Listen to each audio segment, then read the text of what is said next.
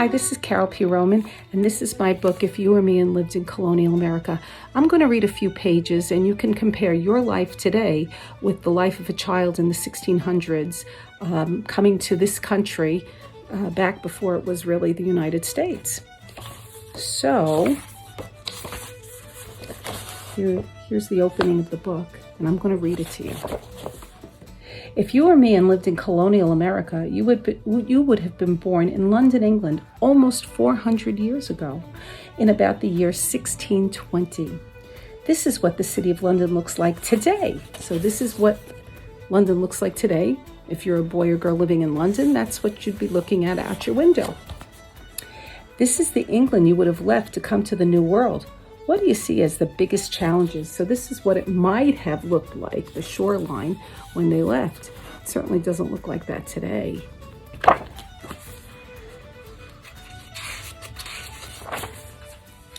If you were a boy, your parents might have called you Comfort or Abraham.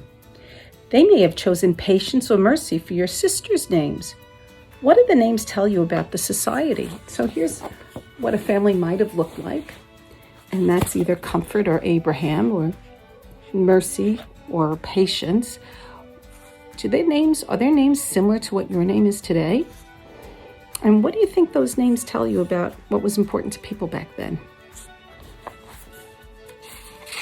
I'm going to give you a little background of why people felt the need to go to a new world where there weren't homes or stores. And this is Henry VIII. He was the king a little bit before your family would have left, about 50 to 100 years before they would have left. And he made some big changes in England that caused people to leave. Your parents may have chosen to follow the new Protestant religion. In the early 1500s, England was a Catholic country. Henry VIII was king, and he had one daughter with his wife, Queen Catherine. He wanted to assure the succession with a male child, but his wife was getting too old to have more children. What does it mean when he wants to assure the succession? He wanted a son to follow him to be the next king when he died. He fell in love with Anne Boleyn and tried to divorce his wife. People didn't get divorced back then. The Catholic Church in Rome refused to let the divorce happen, so Henry broke away from the church, creating a new national church called the Church of England. So, in other words, they wouldn't let him divorce his wife, so he said, okay, I'm going to make my own church, and I'm going to be head of the church and make the rules. He declared himself the head of his new church and changed some of the ways the people worshipped. His daughter, Queen Elizabeth I, continued with the new faith. Many people had already embraced the new religion and were called Reformers or Protestants. They wanted a simpler church and thought that Henry and Elizabeth didn't change it enough. They thought the church should be plainer and the prayer books needed to be in their own language. Previously, the prayer books were all in Latin, which meant only the priests could really read it. A lot of people didn't read back then, especially they didn't read Latin.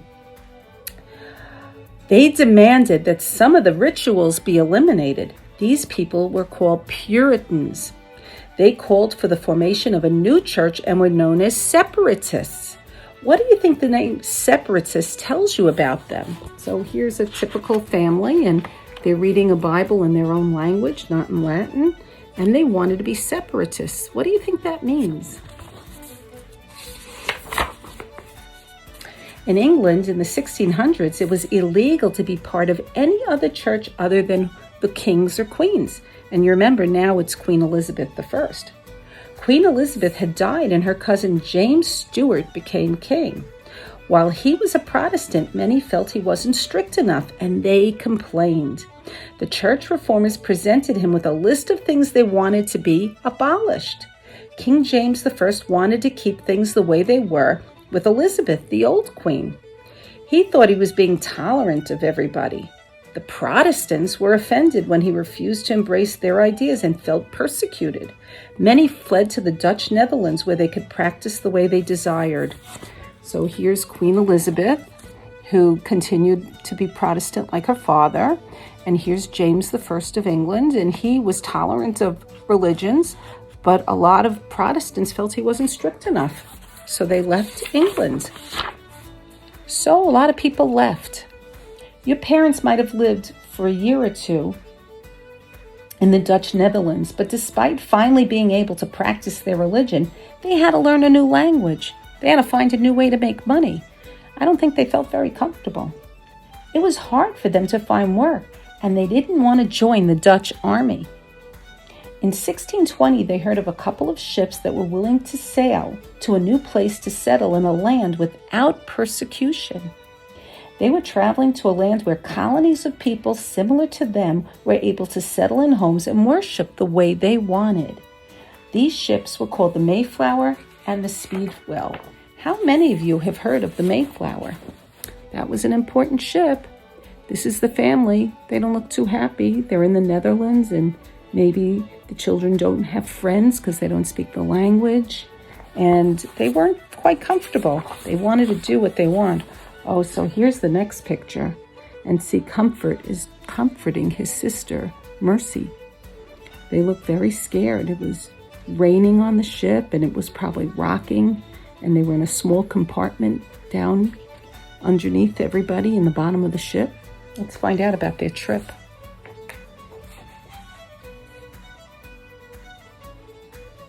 The ships set sail together in September 1620. And leaks caused the Speedwell to return to Europe. I guess that's why we don't hear too much about the Speedwell. The Mayflower made landfall in the deep winter after a 66-day journey. Imagine being in a little tiny spot on a ship that's rocking back and forth and leaky and wet for 66 days. The ship was originally supposed to land near the Hudson River in New York, but dangerous shoals and bad weather forced the ship in a northerly direction to New England. The settlers named the place where the ship finally landed Plymouth. How many of you have heard of Plymouth Rock? So they had a rough voyage, 66 days, and they make landfall. What happens next? They land, and it's a wilderness. There's no police force. There's no king.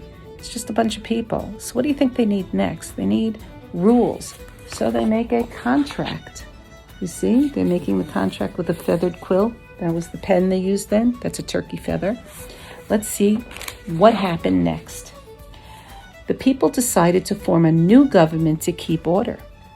They needed a contract for all the settlers to follow to keep peace and ensure that they would survive in the harsh new land. They wrote up a set of laws for them all to live by. All the men were called upon to agree with the rules. Your father signed the Mayflower Compact, which set up this colony's government. Gee, what's odd about that one sentence? All the men were called upon to agree. How come do you think they didn't call the women to agree too? Today they would. Your father and uncle scouted to find a good place to set up a camp. After a few weeks of searching, they found an abandoned Native American village.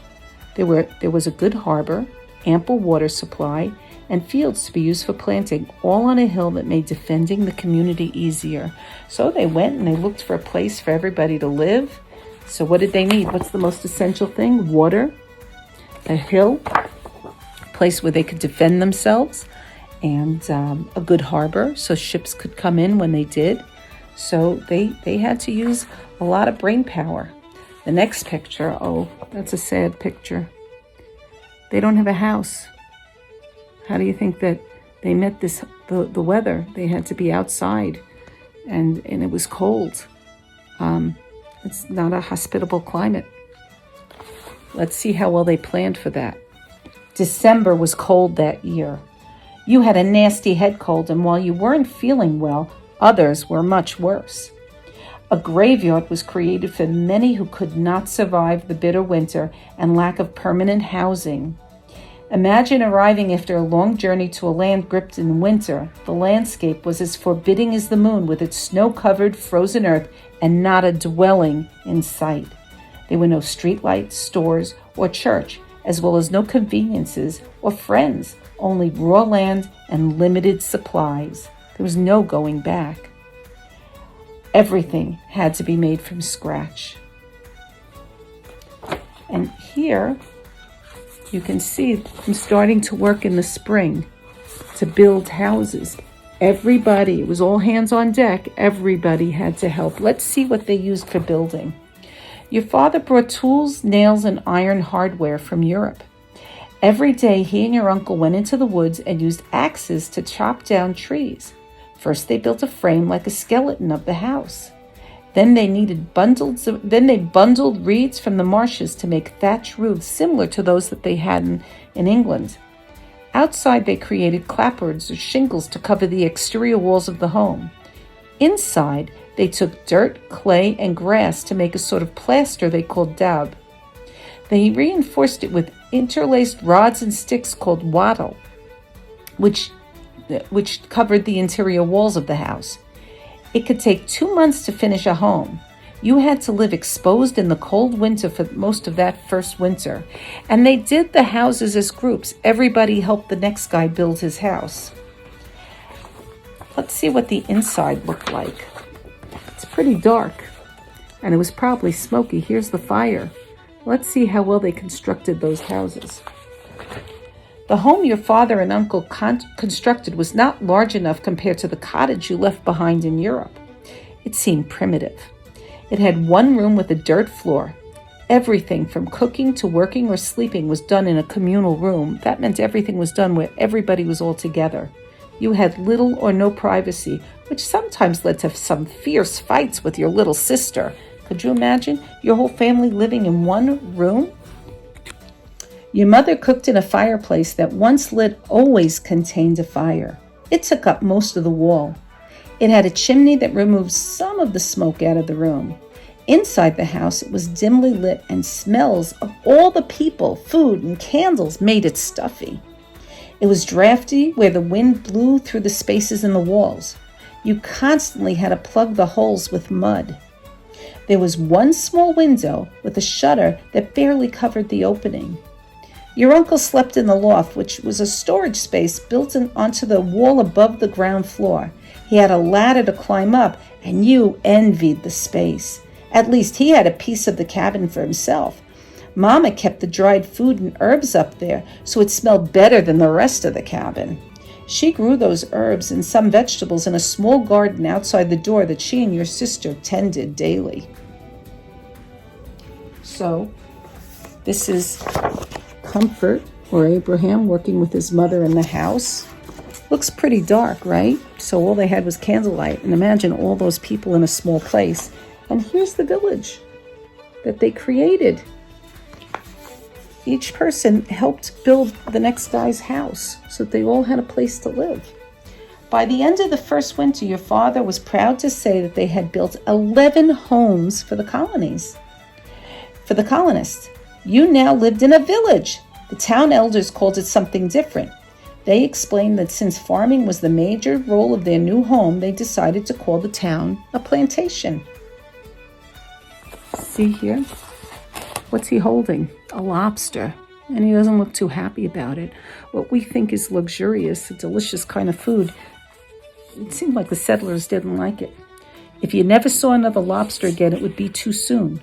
You were so tired of those creepy creatures. The sea was crawling with them. What you wouldn't do for a nice mutton stew or pasty made from a bird cooked in a rich gravy. Everyone knew that bread, beer, and any kind of meat was what made an Englishman healthy. The problem was the only food you ate was what was available in the new land.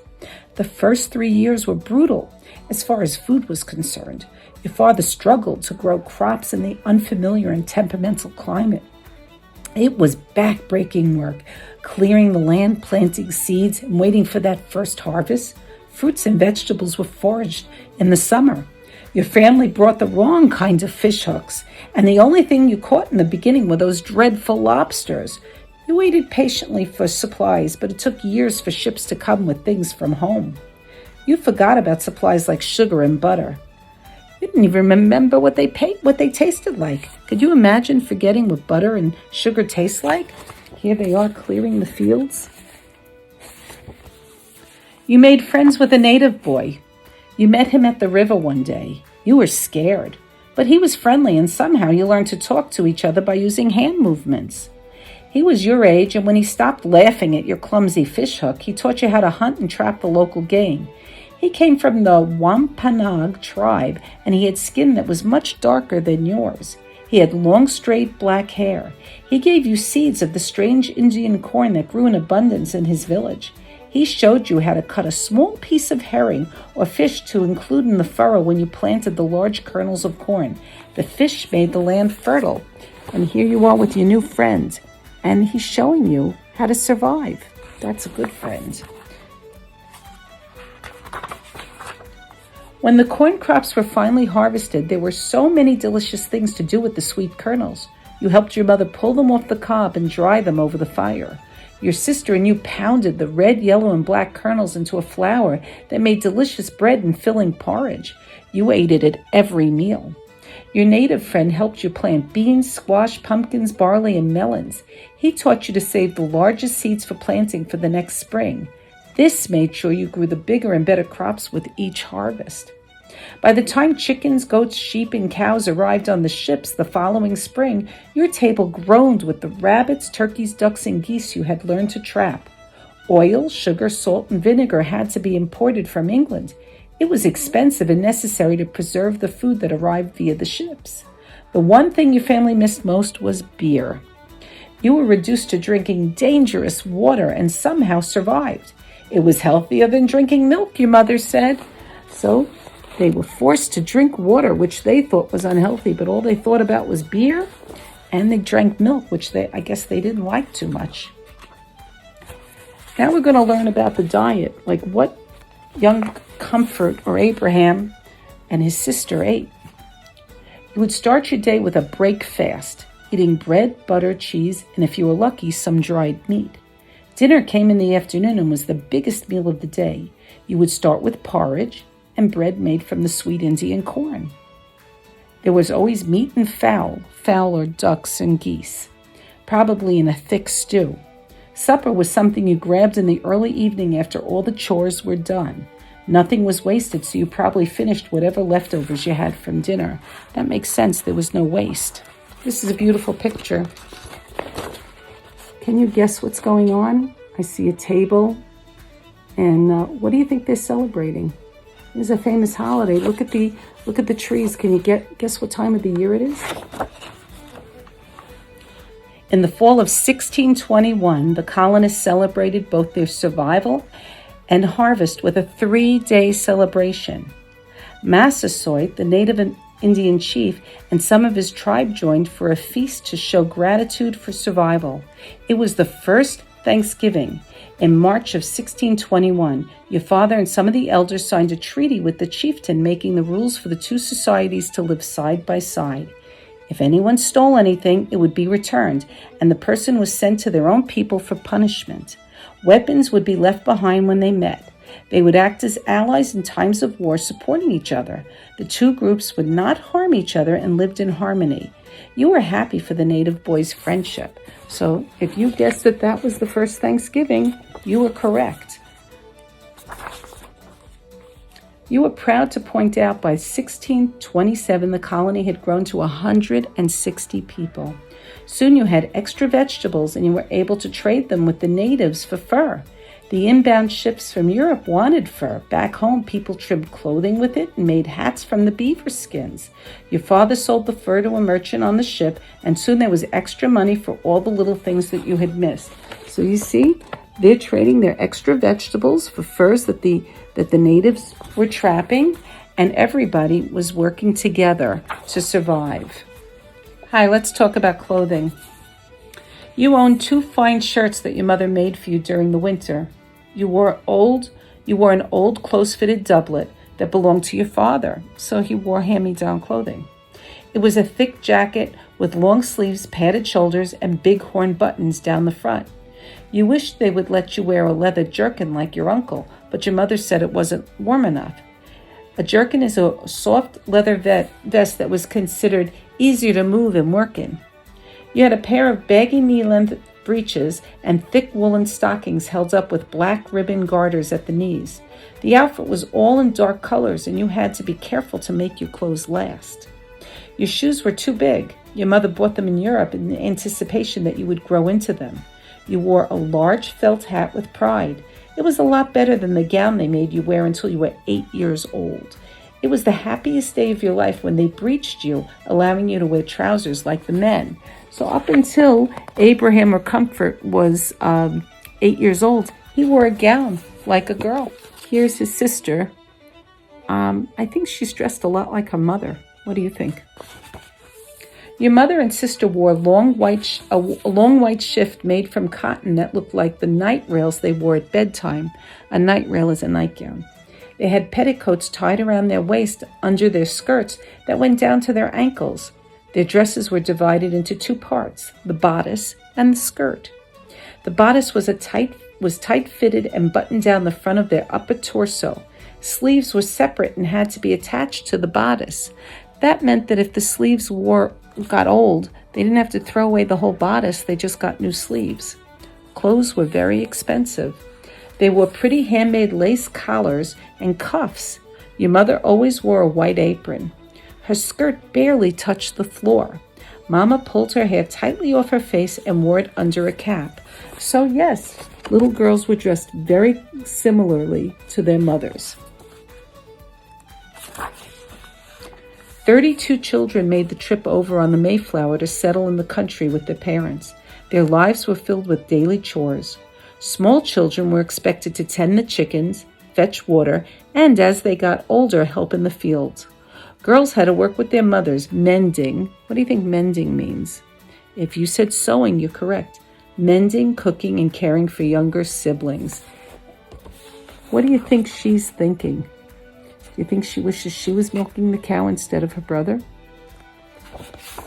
It means sewing. Cooking and caring for younger siblings. So here she's learning how to embroider with her mother while her brother is outside milking the cow.